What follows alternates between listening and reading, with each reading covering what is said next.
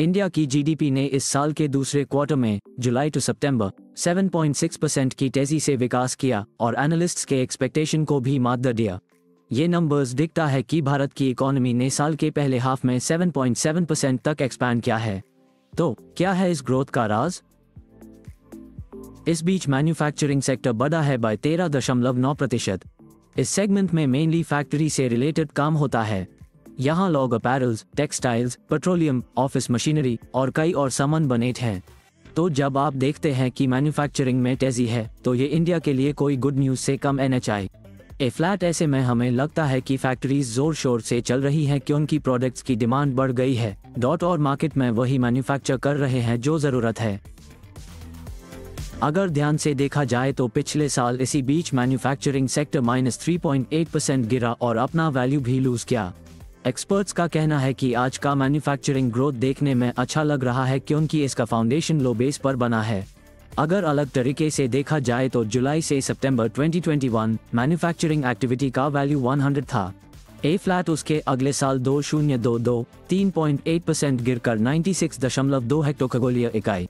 ए flat भले high इस साल मैन्युफैक्चरिंग सेक्टर 13.8% से ग्रो हुआ है लेकिन ओवरऑल वैल्यू अभी भी 109.5 हाई है।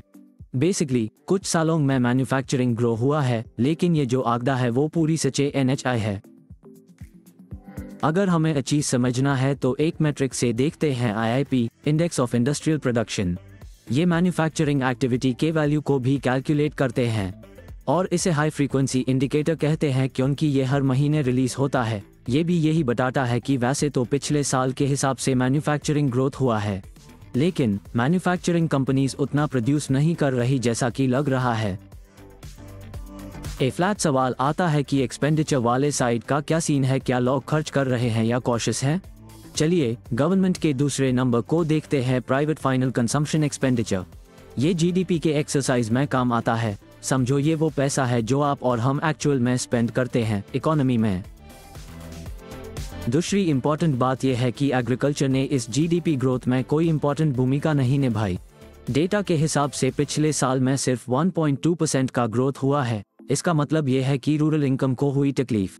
और अगर FMCG कंपनीज का सुना जाए जैसे कि ब्रिटानिया और मेरिको तो इनका कहना है कि रूरल सेगमेंट में स्लो डाउन हो सकता है। और यही है प्रॉब्लम का सबसे badder issue. Well consumption high GDP का 60% वैल्यू डिसाइड करता है। अगर जीडीपी रेलगाड़ी है तो कंजम्पशन उसका इंजन और अगर ये इंजन वैसे नहीं चली जैसे कि एक्सपेक्टेड है तो ग्रोथ भी उतने तेजी से नहीं होगी जैसा कि एक्सपेक्टेड है।